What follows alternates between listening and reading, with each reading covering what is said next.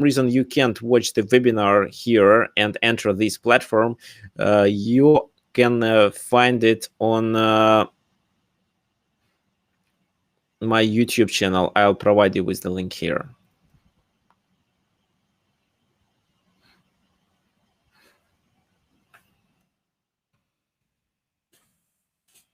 So d6, bishop c5 or knight f6. No, yeah. So first of all, as for knight f6, there are several things that can be done. For example, e5. e5, what, d5, or he has to go back. So something like knight g4 is a bad move because of h3. And you understand that if they take, we trade and play rook e1, after which we gain a piece because of the pin.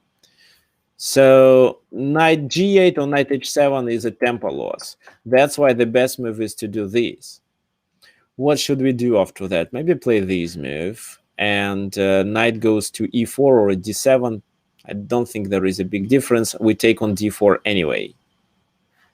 After bishop d7, it's up to you what to do. You can take with the bishop on c6, then play maybe knight d2 to get rid of the knight in the center, or you may play a tricky line with e6. So the bishop can't take, pawn has to take, but then you take on c6, pawn takes on c6, you check on h5, the king has to move, and then just maybe b3. Oh, no, not b3, but knight c3, with the idea to trade and open the bishop, which is quite risky for black.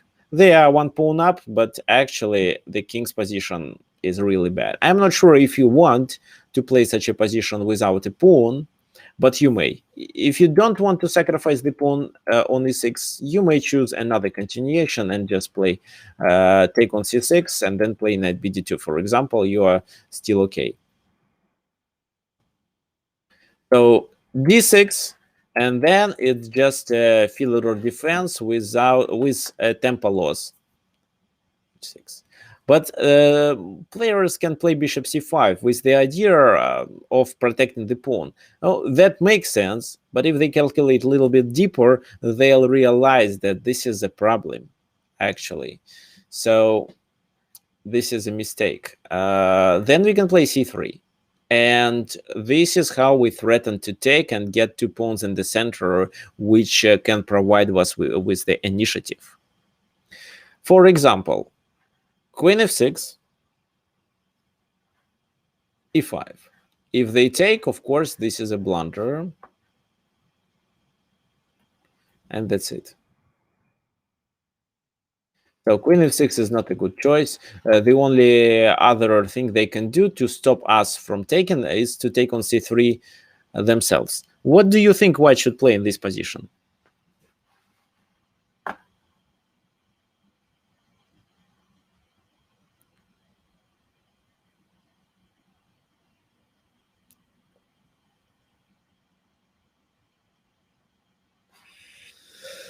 So what suggestions do we have? Knight c3, bishop f7, knight takes c3. Oh, queen d5, knight takes c3, knight takes c3, queen d5, bishop f7. Yeah, okay, 3 moves. Now, what can I say? After knight c3, you have a full compensation.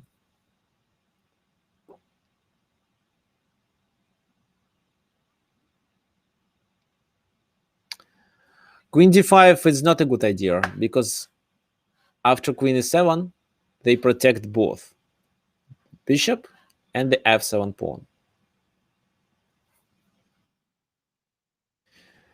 Bishop f7 works. King takes f7, queen d5. Check, so the bishop is hanging. If king goes to a dark square here or there, we take and take on c3 with, so we gain the pawn back. If he goes there, then we first give an intermediate check. So, for example, playing something like g6 here is a mistake, because just queen g6, and if king goes there, it's still queen f5, queen c5. But if king goes to e7, it's queen g7, and we can gain the rook.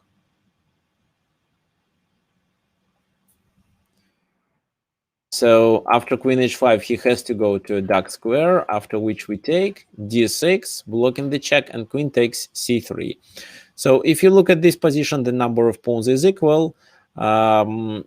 we have to develop our pieces, but the main disadvantage of black position is that their king is weak and already played several times. This is how they lost their privilege to castle, and it will be difficult for black to develop their pieces, especially rooks.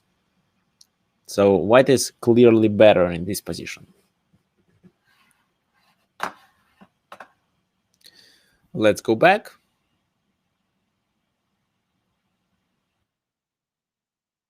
So, by the way, there was a good question. C3, why not to play D3? Actually, yeah, D3, I think is the best reaction. You're absolutely right. I have no ideas of what exactly to play here. What do you think? Maybe B4.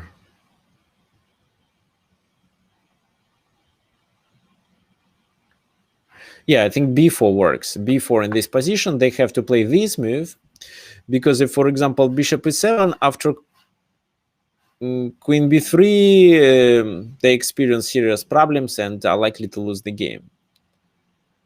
So bishop goes there, then this move, a6, so we grab more space, and then we can capture on d3 with the queen, maybe. Yeah, it should be enough. So anyway, in this position, we already developed our king side, grab more space on the queen side, and are about to join these two pieces into the game, while black is not developed almost at all. Okay, so this is just an illustration of what can happen if your opponent plays weird moves in the very beginning of the game. You should just realize that the center should be open, and this is how you can really take the advantage of your better development. If the center is closed, then you're unlikely to do it. For example, okay, there is a question. Let me quickly answer it.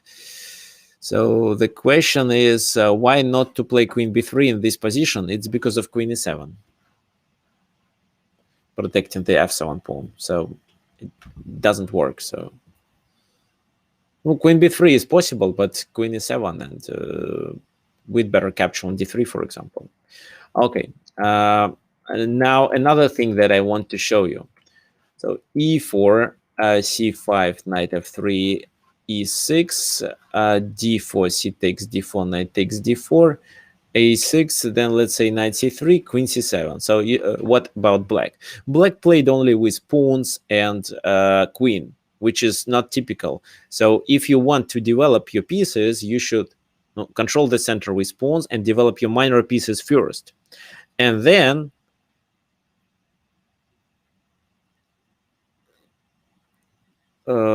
you should decide whether to play with your queen to a certain position or maybe improve rooks or something like that.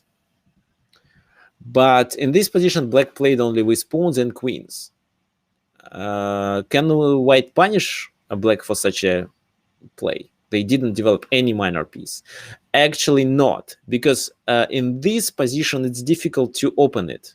So if, for example, we like somehow get rid of these two pawns, then I would say white is completely winning, almost winning. Or if we get rid of these pawns, no.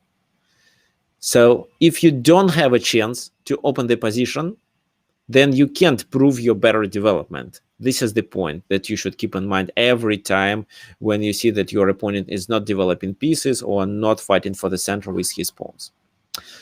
Okay, hope it's clear. Let's now analyze the game between Mikhail Tal and Wolfgang Ullmann. e4, e6 was played, d4, d5. So here, we have several things to do. Knight d5, knight d2 was played in that game.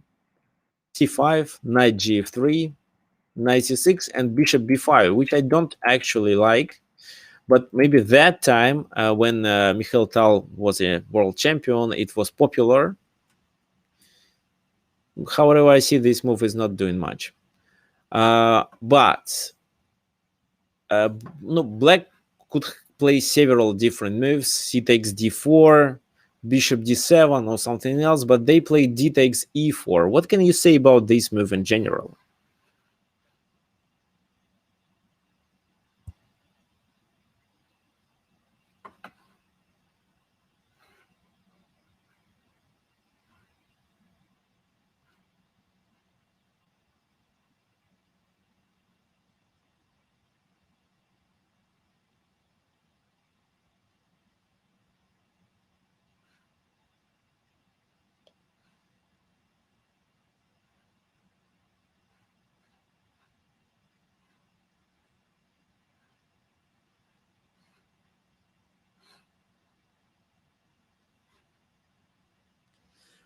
Okay, so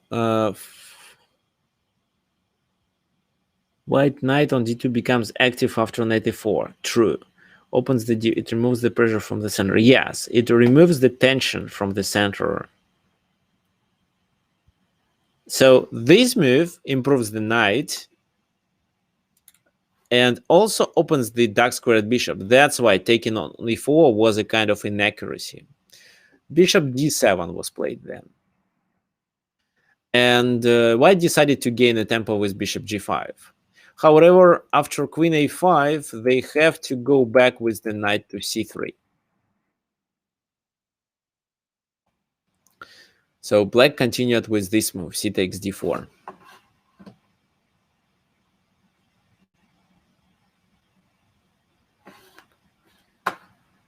Knight takes d4. Oh, why can't I play the move? Sorry. So knight takes d4. And in this position, instead of doing logical moves like maybe bishop e7, knight g7, no, I like knight g7 move. This is how we support on c6. Maybe rook d, no, rook d8 cannot be played. Yeah, something like that. Bishop b4 was played with the pressure on c3. Of course, this move makes sense as well, and you should calculate it. What do you think white played on the next move? Oh, don't forget that that was Mikhail Tal playing with white pieces.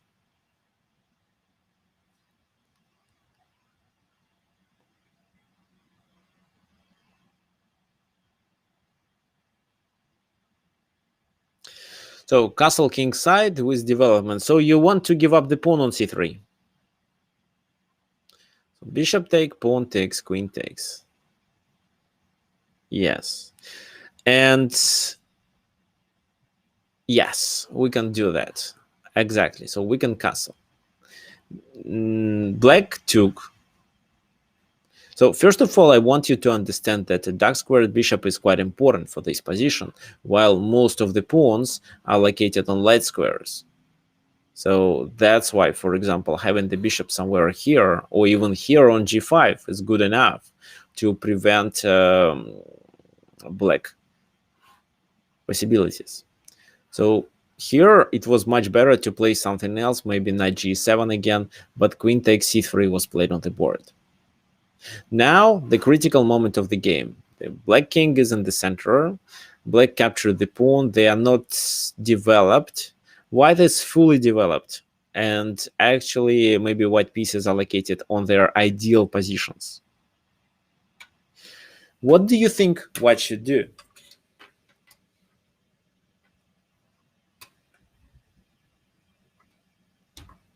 As the next move. And if you please keep in mind what I told you before we analyze this game.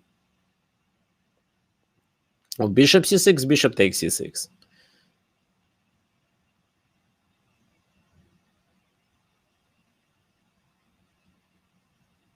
Okay, so I'm waiting for your suggestions. Now we have two. One of them is bishop takes c6. What else can you suggest? Oh, the second one I don't want to pronounce.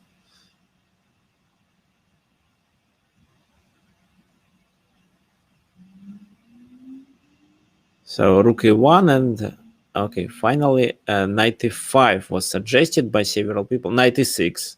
So you guys want to sacrifice. But before you decide to sacrifice, even if you believe that the position that in this position you are developed better and this sacrifice should work according to the internal logic of chess, you should calculate it anyway. All the sacrifices should be well calculated. So you are not Mikhail Tal to sacrifice by intuition. Even I almost never sacrifice by intuition.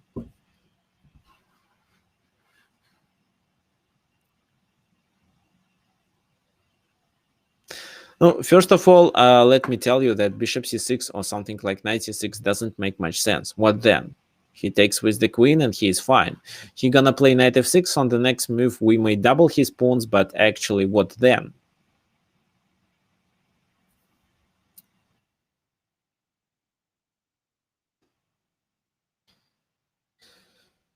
So knight c6 doesn't work because of the same reason. What else? Knight e6. Knight e6, pawn takes e6, and no. Knight e6, bishop takes e6. So, and what? How to continue? However, Tal's move, rook e1 can be played, but actually there is a piece hanging here. So rook e1, I take with my queen. No. Oh, actually, yes, I take with my queen. You take, I take, you take, I take. You do this, and I play this move. So I give up the knight. Then I play this, and I'm a pawn up. So my next move is this. It's fine. Black is better. Not winning, but better.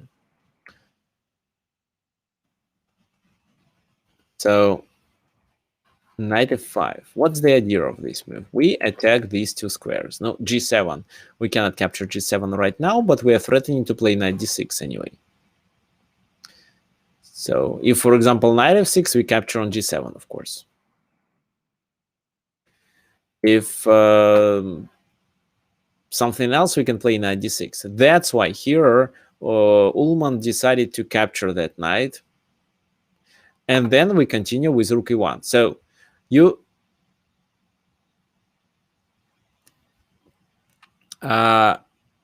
so when you sacrifice something, you should be able to join more pieces into the attack. Otherwise, your attack is unlikely to succeed.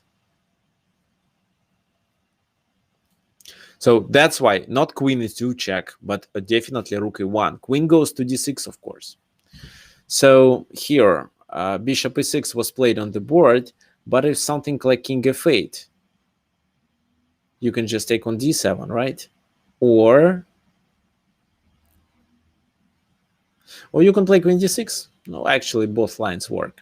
So bishop e6, queen to d6, and then we are not actually threatening with anything right now, but we are preventing black from playing several moves. For example, knight g7, queen takes e7 mate. If he does knight f6, what do you think works?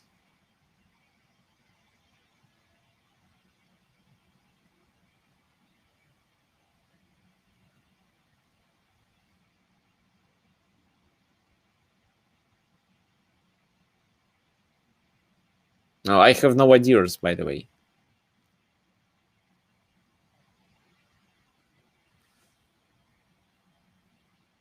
Oh, actually, I have an idea. So this move works. Not rook e6, but bishop d2. What's then? The queen has no squares to move.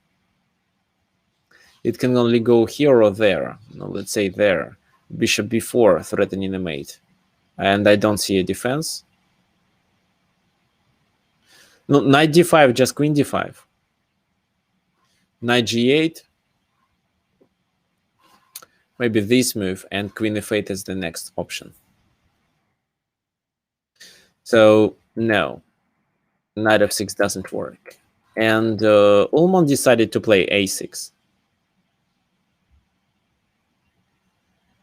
Bishop d2 with the same idea. Queen takes c2. And bishop b4.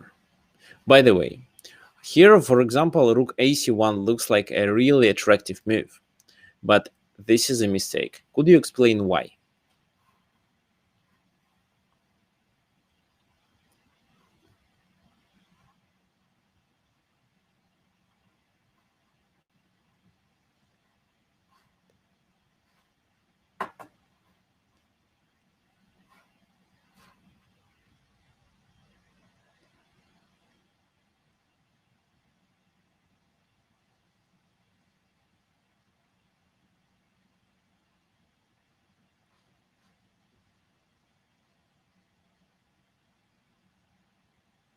Okay, so here Marcel is correct.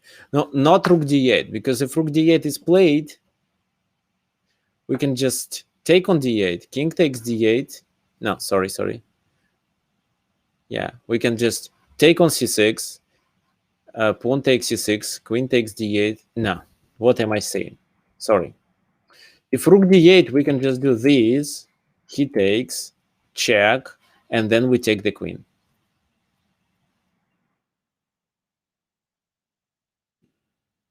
So, but queen c1, bishop takes c1, for example, or what? Rook takes c1, right? Rook takes c1 looks more natural. So then a takes b5, and if now we play rook c6, black has a tricky move rook d8, and then we realize that we don't have enough material. If we move the queen, they take either our bishop or rook, and he has a lot of other pieces, but we can't do anything with just 2 pieces left.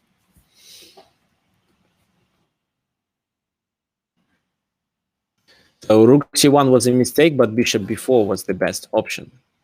Bishop b4, a takes, yeah, we are threatening to take on, we are threatening to play queen f8. So knight g7 doesn't work because queen takes knight mate. A takes b5 was played. Queen f8, king d7, queen a8. First, intermediate check with this rook, king c7, queen e8. And actually, in this position, black resigned. Could you please tell me why?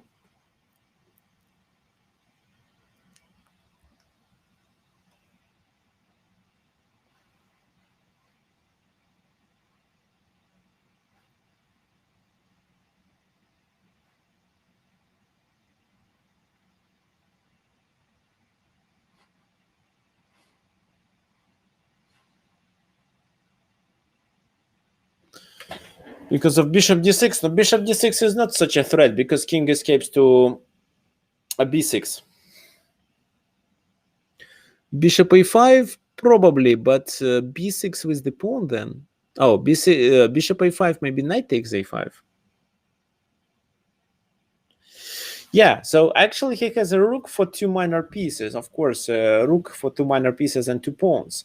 But actually, this is the next move. And then queen d8 is a mate.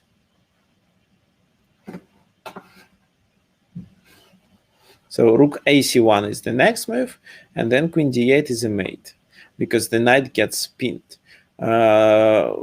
The main problem is that they can't develop 2 other pieces. So that's why white is actually materially better. Because this neither knight nor rook can be developed.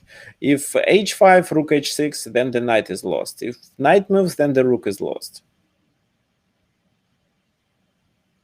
So what, for example, can be played? This move is a blunder because of at least this option, and the queen is lost. Or maybe, yeah, this is better. Oh, what I'm saying. So queen d8, king c6, and queen d6 mate.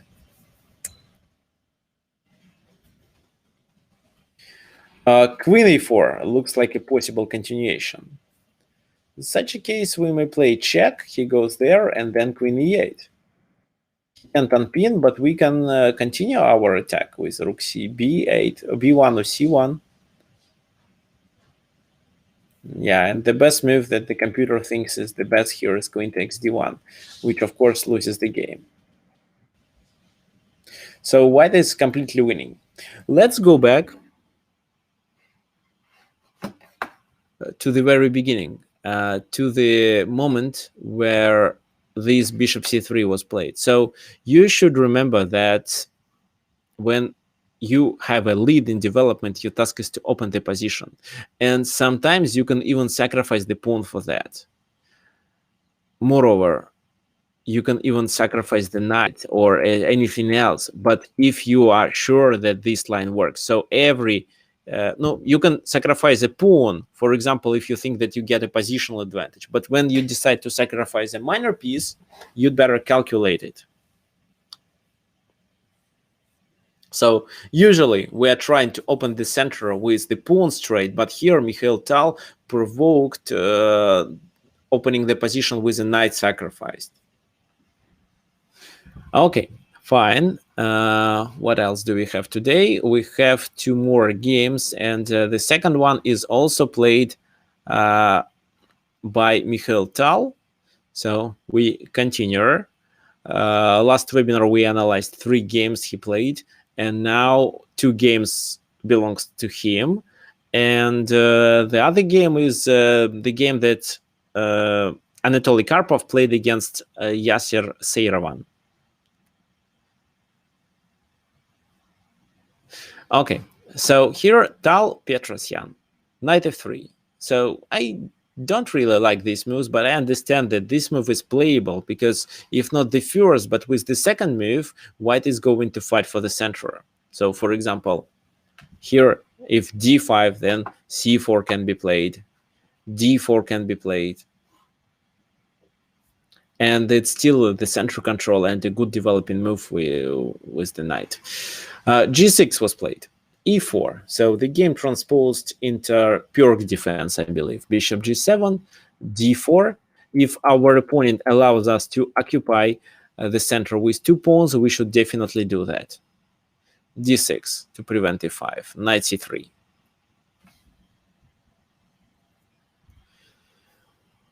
Knight f6. Bishop to e2. Castle. So actually it's quite similar to Philidor, and by the way, it's also mentioned in, I think this line is also mentioned in this book. Yeah, there is one paragraph devoted to it, but actually the book is more about Philidor defense when the bishop is on e7. So castle, knight c6, which is not a typical move. So people usually play e5 in this position. And you know that. This line, queen takes queen, rook takes, and after knight e5, just knight e4. And the position is approximately equal. So that's why we, after e5, we don't take e5, but play something else. For example, h3, bishop g5. Not sure about d5, not in this position. a4 maybe. Rook e1, h3. These are the 2 most popular moves. But this move wasn't played on the board. Moreover, if, for example, white plays too passively, let's say knight bd7, then we can play e5. Let's say d takes a5, d takes a5, knight g4. How would you play in this position? Oh, but before you suggest, please suggest not only the move, but the line, which consists of at least 2 moves.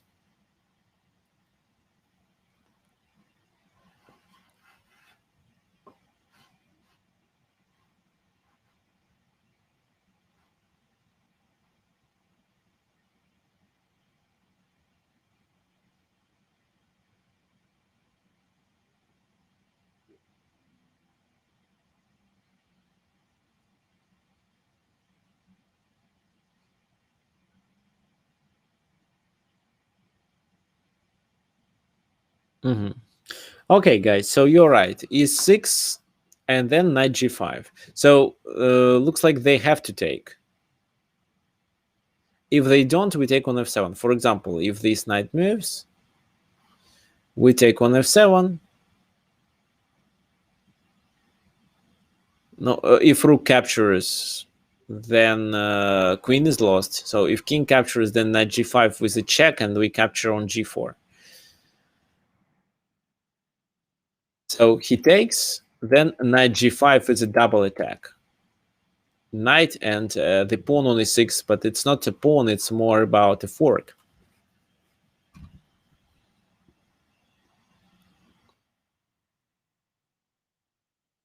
So if your opponent is played passively, try to attack him with your pawns in the center.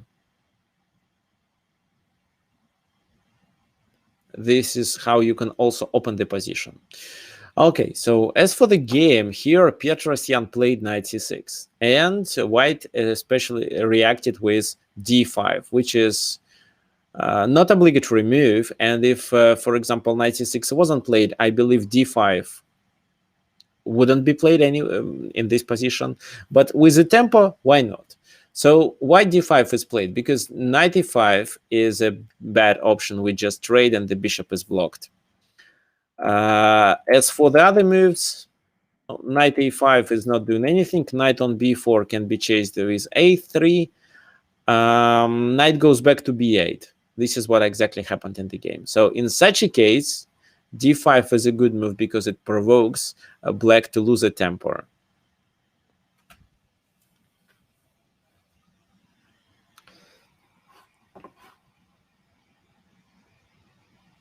Rook e1.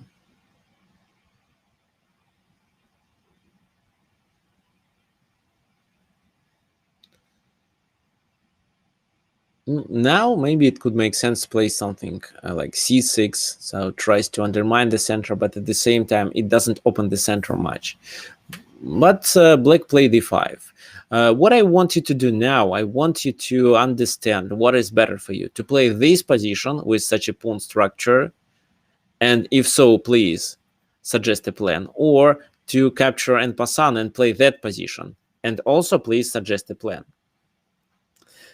Okay, so for those who got late, don't worry, today we're talking about developing. I've already mentioned that when you are developed better, you should open the center by initiating the pawn trades in the center to be able to take the advantage of your better development. And this is the second game, the game between Mikhail Tal and Tigran Petrosyan.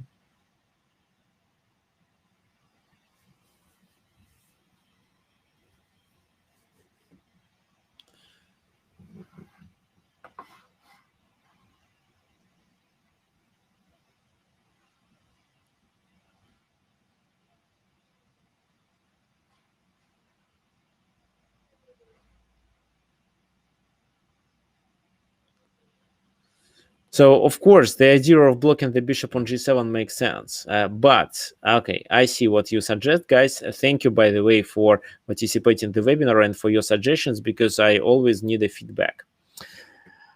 If you take en passant, the position gonna be open. Okay, but first of all, before taking the decision whether to take en passant or not, let's analyze. What about this exact position? What are the typical plans? Oh, there are two plans. The most common one is to play c4, then c4, then b4, c5, something like that. And this is what you may actually know if you play against king's Indian defense with white pieces. The problem is that in such a case, the knight prevents us from doing it, so we have to spend another tempo on the knight move. Also, the rook on a1 is not doing much. It's a useless move in this exact position. We'd better keep it there. So the second plan can be f4, maybe g3, f4. If so, the rook should definitely be on f1. But I don't know if it's a good idea, because it may weaken our king as well. So the most likely continuation here is to play somehow on the queen side, but it takes time. If we take, let's now look at this pawn structure. What do we have? The bishop gets open, but now rook location on the e file is good. We may open this bishop as well. And we can actually also pressure the enemy knight, the enemy bishop with knight d4, so to gain another tempo. In this position, bishop f4 was played. h6, knight d4, bishop goes to d7, queen d2, with the idea to attack the pawn. So you see, by playing all these moves, white developed their pieces, but at the same time forced the black player to defend. So you see, black couldn't finish their pieces development. They couldn't develop their knight because they have to either save the bishop, save the pawn, and so on.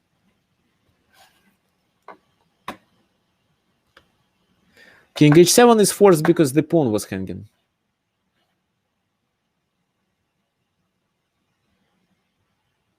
Okay, now, what can you suggest in this position? Of course, there are several good moves, but now imagine you are Mikhail Tal. What would you play?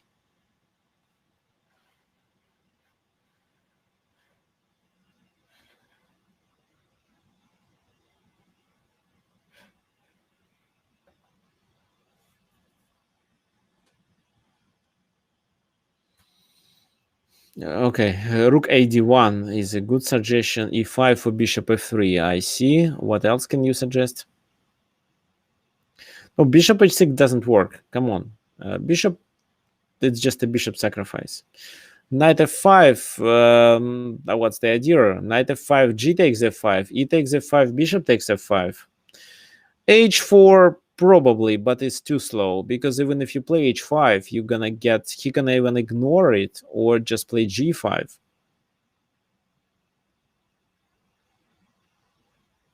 Yeah, so this is a possible plan, but you won't achieve much. And actually, this guy can play 96 and finish his development.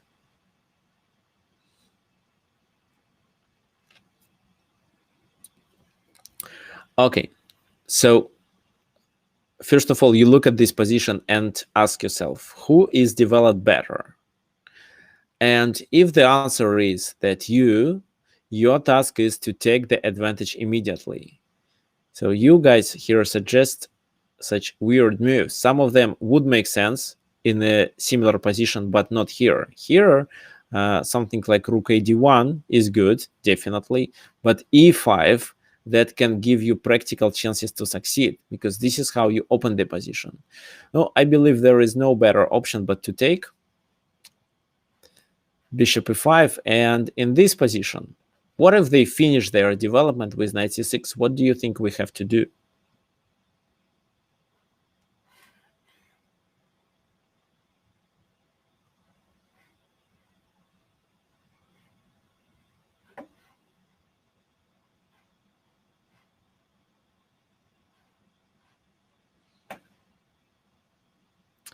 So bishop, what?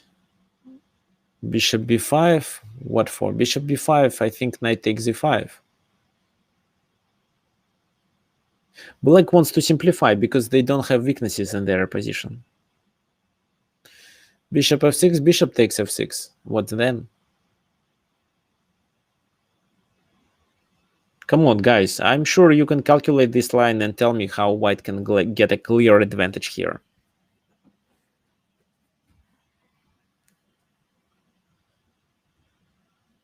Okay, where is Patrick?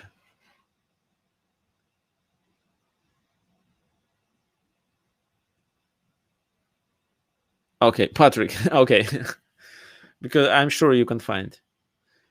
Knight c6 and queen f4, knight c6 and queen d4.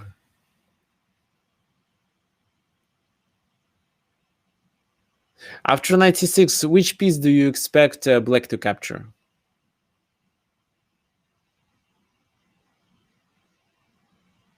Bishop. No, if the bishop captures, then the answer is easy.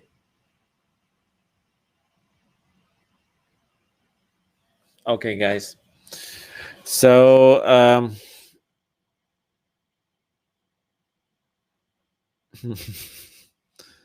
okay, yeah, thanks, Patrick. That's right. Knight c6. If bishop takes c6, queen takes queen, and then the c7 pawn is hanging. So white gains a pawn, and so at the grandmaster's level, the pawn means almost a victory. So that's why here b takes to b pawn has to take, but then yes, you can play queen f4, for example, and then or maybe rook ad1 is better to pressure, and then queen c7. You know, for example, they do this, you do this. They have to play there. You take on c7. The game should be over soon. Bishop d6 is a threat. So this is how white could get a better position. That's why black, of course, realized it and didn't play knight c6. However, they played another tricky move. So, you know, Mikhail Tal was a good tactic player, but he also blundered a lot, especially when playing blitz. And that's why Tigran Petrosyan decided to initiate a kind of a tactical strike or some tactical complications where he was thinking that he could have a chance to succeed. So knight e4 with the idea to get the bishop on e5. Knight f3 with the temper. And now he played bishop g7. Who can tell me why not bishop b2?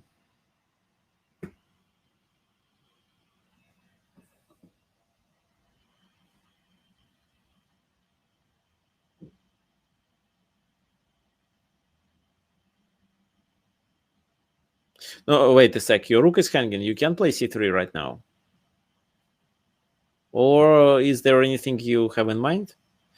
Rook b1 and you win a pawn. Wait a sec. You gain a pawn back on b7. But I'm not sure if you keep your initiative.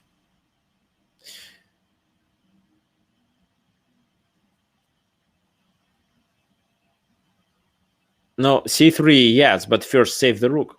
But when you save the rook, he escapes with the bishop, and you can't play c3 anymore. Oh, I mean, you can, but it doesn't make sense.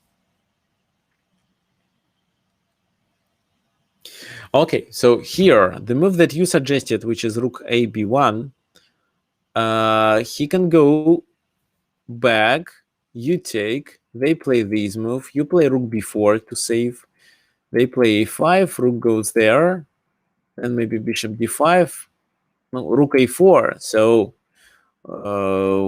black somehow activated their pieces, which we don't want them to do. But the move that Patrick and Marcel suggested, rook a d1, no, actually, and some other players, is better. Why? For example, what? Bishop goes there, and just knight c5. He loses a piece because of the pin. So what to play?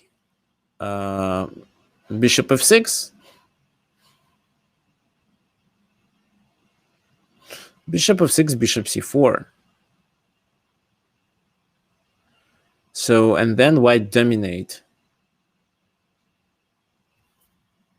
Okay, what else can be done? The queen e7. If queen e7, bishop c4, we are now threatening with a discovered attack. Bishop f6, h4. Then let's say bishop e6, take that bishop, take here and play queen b4 to attack the pawn. And if b6, we can, for example, play this move. And if queen takes, queen f8, and we pin black pieces and can continue the attack with rook d8. So white is clearly better.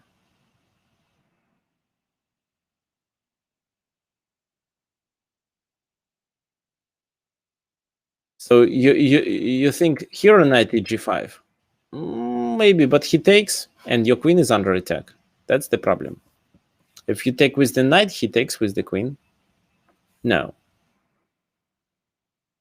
So if the bishop is on f6, it doesn't work. Before bishop c4, wait a sec. Before bishop c4, I capture with the pawn, and then you can play bishop c4, but then I escape with my queen. Knight g5 doesn't make much sense. Just king g7, for example, and what then? Bishop somewhere, but queen d6 or something like that. No, it doesn't work. So that's why here he decided not to take on b2. He went back, but rook d1 to pin. Queen c8 tries to unpin. Bishop c4, activating the piece and potentially pressure on f7. Well, black needs to do something. They played bishop e8 in this position, with the idea of knight d7 as the next move. But knight eg5. If, for example, now king moves, queen f4, pressuring on f7, white is clearly better. But black took. Knight takes, king goes to g8, queen f4, threatening to play this move. And after that, black resigned, because there is no defense of queen h4. However, I want you to find how to react on knight d7, because if now queen h4, knight f6, and black is okay. How would you play in such a position for white?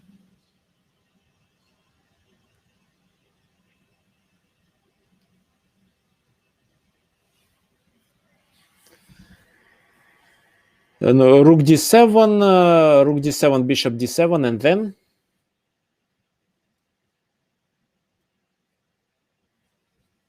Because if you play queen h4, I continue, I'll show you. So bishop d7. Here, if you play queen h4, I'll just play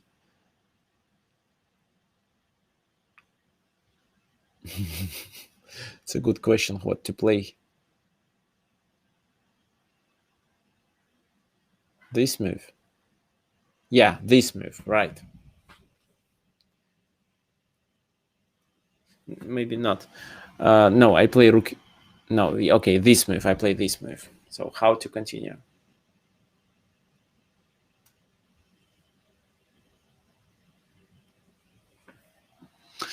No, knight f7 is good enough, I think. But knight f7, bishop e6.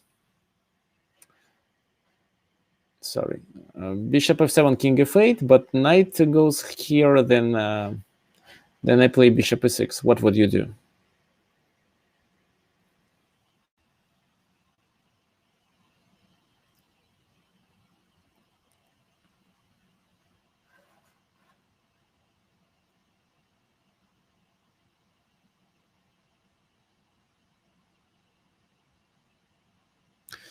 No, knight d8, bishop takes c4.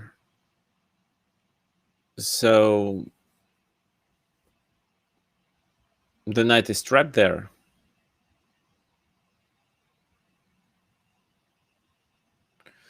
If bishop it takes e6, then queen takes e6. That's the problem.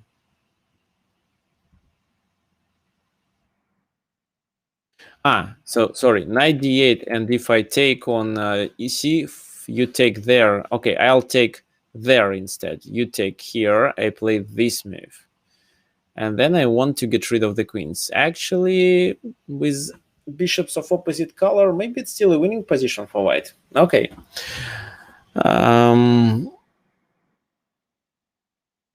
So, but in such a case, if bishop takes d7, no.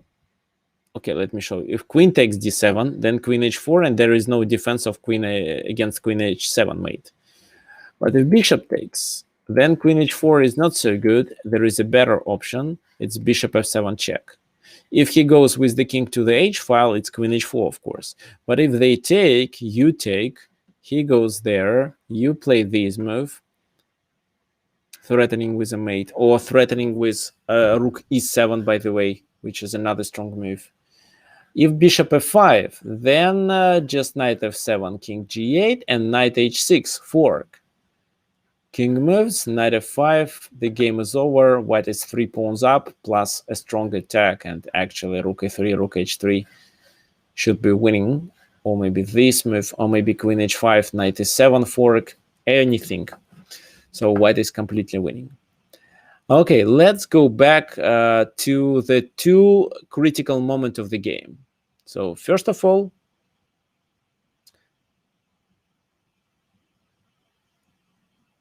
yes, Patrick, I believe you are still winning in that variation. So this is the first critical moment when black played knight c6 and provoked d5, and then they lost the tempo. So white is already developed better. And this is the second critical, no, not this. This is the second critical moment of the game where it's, of course, difficult to calculate, but it's easy to understand that white is definitely developed better. And that's why white should be looking how to open the position, how to initiate a pawn trade in the center. The only pawn trade is this, which actually forces a trade, and the center becomes open. And then, because of white better pieces locations, white can take the advantage. Okay, fine. That's good. We have the last game to analyze.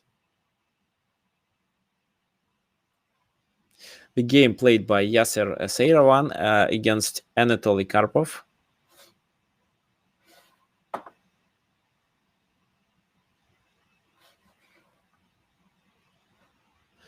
Here, Anatoly Karpov was playing with black pieces. Knight f3, knight f6, c4, e6. So they fight for the center. Knight c3, d5, d4. So it transposed to a normal queen's gambit decline.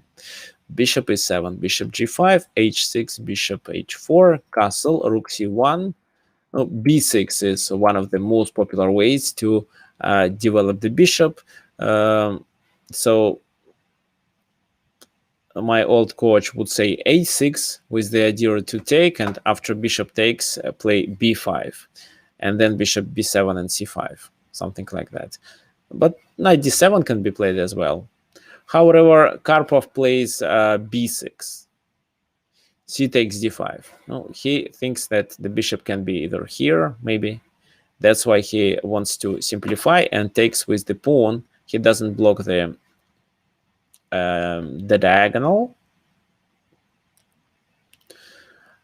In case if the diagonal is blocked, at least he gets rid of this dark squared bishop. So knight takes d5. No, he was threatening to take on c7, so that's why we have to take it. Bishop is7, queen is7. And you can actually realize that black has developed better because he already castled. Here the best way was to play e3, bishop d3 and castle, but white decided to play slowly, g3. Of course, it's easy to realize that the bishop is better on this diagonal, but fianchetto of the bishop takes a lot of tempers. Rook goes to e8. If, for example, bishop g2 in this position, how would you continue as white? Oh, sorry, it's black.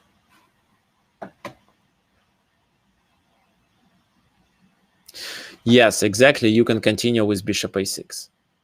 And pressure on e2. Now it's quite difficult to defend, and it's moreover impossible to castle.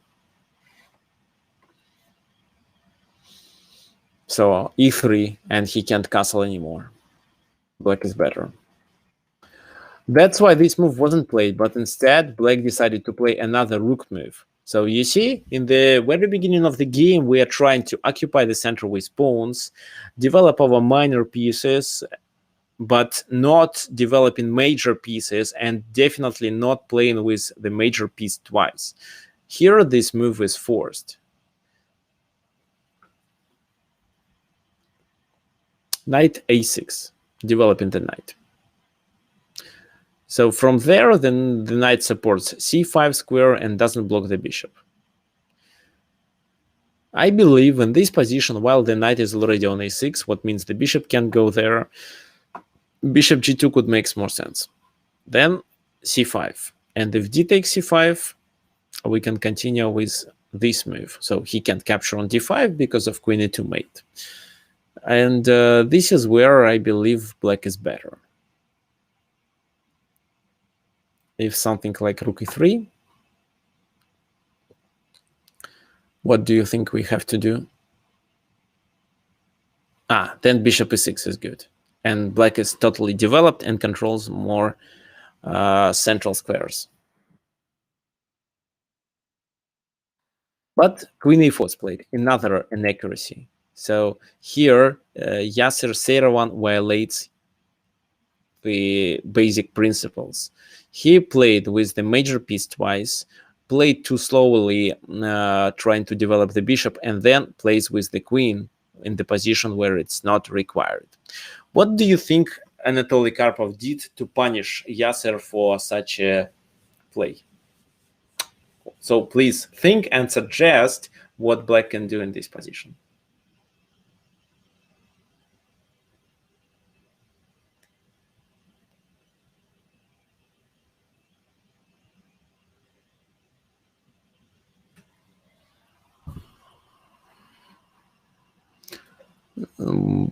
Bishop h3. Bishop h3, rook e3. I'll show you. Bishop h3, for example, rook e3. And then what? The bishop is hanging there. So queen d7, queen takes queen.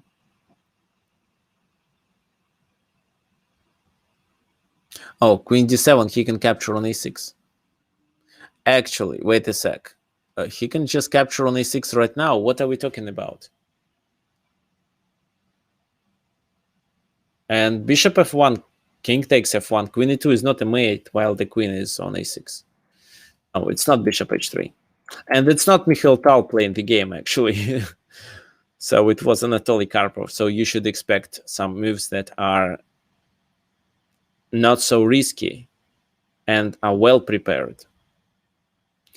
Okay, yeah, here I see the right answers. It's b5, b5. So what's the idea? First of all, to pressure the queen.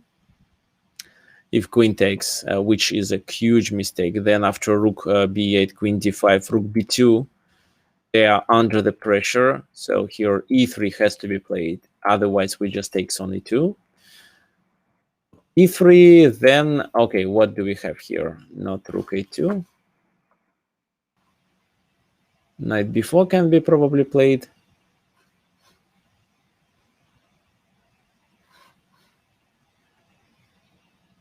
Queen b4 maybe, what do you think?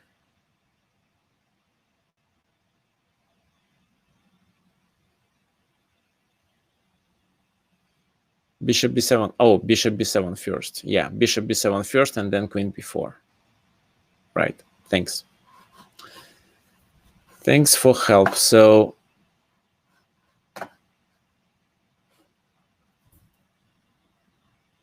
that's why taking this pawn is too risky.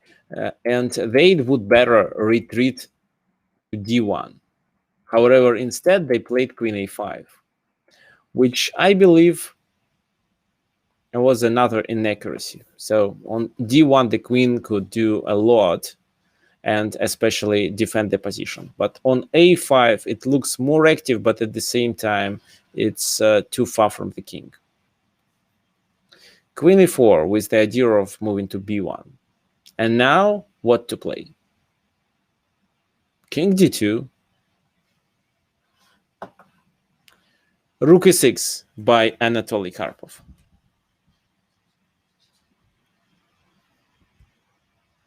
So what does this move do? It protects the c6 square and the knight as well.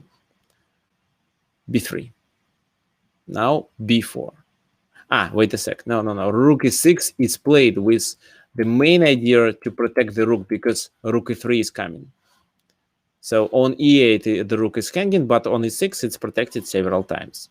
Rook e6, b3, b4, chasing the rook. Rook goes to e3, queen b1. If now queen d5, what do you think? In whose favor it is and how to continue?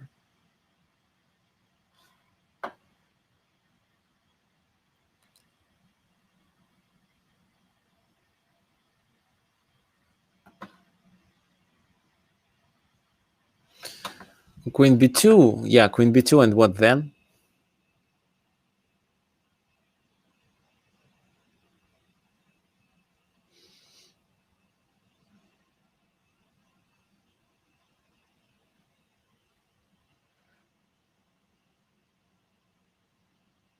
Oh, okay, queen a2 looks better, and if king goes where?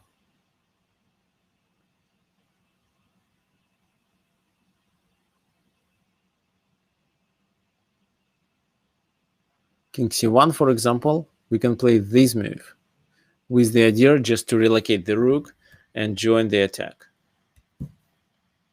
So here we are completely winning. So that's why he didn't take the pawn, he took on e6. Check, king d1, and bishop e6, sacrificing the knight. Can you imagine it? So it was not Mikhail Tal, but Anatoly Karpov. However, I believe Anatoly Karpov was even a greater player.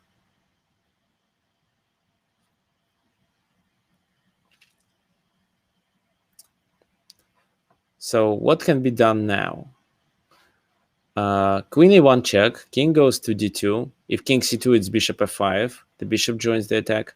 King d2, queen c3, king d1, and now bishop f5, threatening with a mate. Bishop c2 is the next move. Or maybe queen c2, queen c1 is another mate. The only way to stop it is to play knight e1. Wait, what about e3 move? Does it help us? What do you think? How black can continue in this position? It's a mate where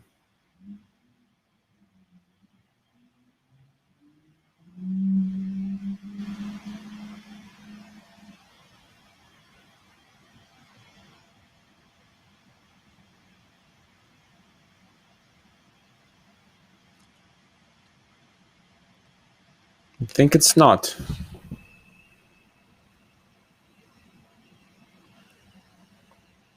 Bishop c2, king c1. No, king goes to e2. Queen d3 cannot be played because of the queen on a6.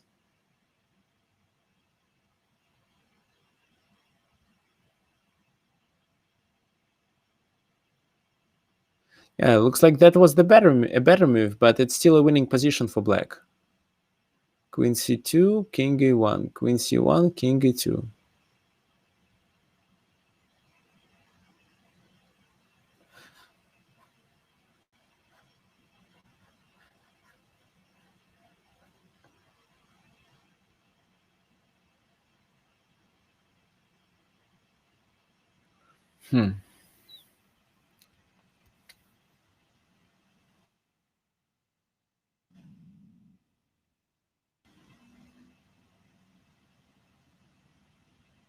Oh, sorry, this move. If he does that, then we do this. He blocks, we take on f3. If he does this move, then we play this and checkmate on e2. Or gain the queen. If queen e2 in this position, finally, check, he has to block, trade the queens and capture the rook. That's it. So e3 couldn't be played. But e3 looks like the most logical move here. Instead, knight e1. Rook b8 with the same idea to get the rook to the c file and checkmate. Queen a7, rook b6. Now, for example, queen e8 is not doing much. King h7, queen d5, and after queen e1, king d2, queen e2. We can just play bishop a6 and bishop b3. Even if he does a check on e4, we can block it with the tempo by playing f5.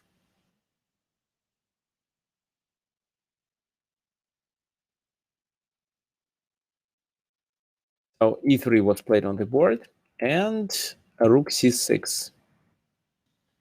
Queen e8 was. Queen e8 doesn't actually help. Here, bishop c4, I believe, sacrificing the bishop was the best way to continue, but actually in such a case, the material will be equal, while black has a deadly attack.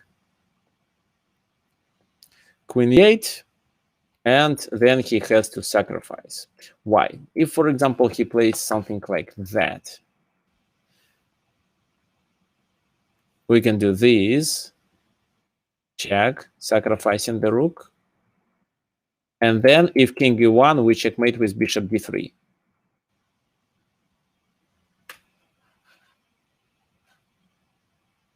So this, if he goes there,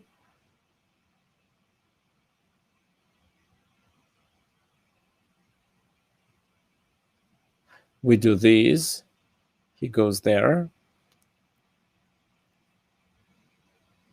Wait.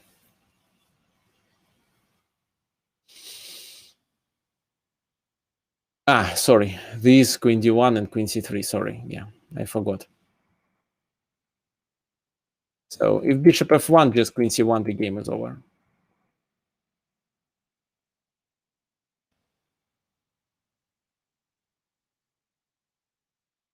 No, if he doesn't take, then bishop e4 is a winning move. King goes for a walk, and we can just capture and then capture the rook. Totally winning position. So that's why here queen takes queen. They played a few more moves, but actually white realized that he is losing the a2 pawn dies, and that's it. So queen a1, queen a2, and then without the a pawn, there is nothing to talk about, and white loses anyway. Okay, let's go to the critical moment of the game. So here, Yasser Seirawan played several mistakes. First, g3, which is too slow for this position. The center is already open. That's why he'd better finish his development quicker. Second thing, so he played with the rook twice. Maybe instead he'd better play e3. Queen a4 move. Again, the queen, it's not obligatory to play with the queen too early. He'd better continue development. After b5, he didn't play with his queen back to d1 to support his position. Instead, he let it outside of the king's defense. And that was enough for black to succeed. Okay, so thank you for attention. I hope now you know what to do when you have a better development. So try to open the position by initiating a pawn trade, especially if the enemy king is in the center. Now, if you decide to sacrifice a minor piece to open the position, this sacrifice should be well calculated. So please pay attention to what your opponents play in the very beginning of the game, because at club players, they often lose tempers and doing some weird stuff, and you can definitely take the advantage of it. Okay, fine. I hope it was clear. The next webinar will be next Sunday. If you want to suggest the topic, you're welcome. So please don't forget to subscribe to my YouTube channel. I'll show the link. This is the link. And see you next Sunday. By the way, if you have friends who are interested in chess, you may also ask them to invite them to my webinars. Okay, thank you.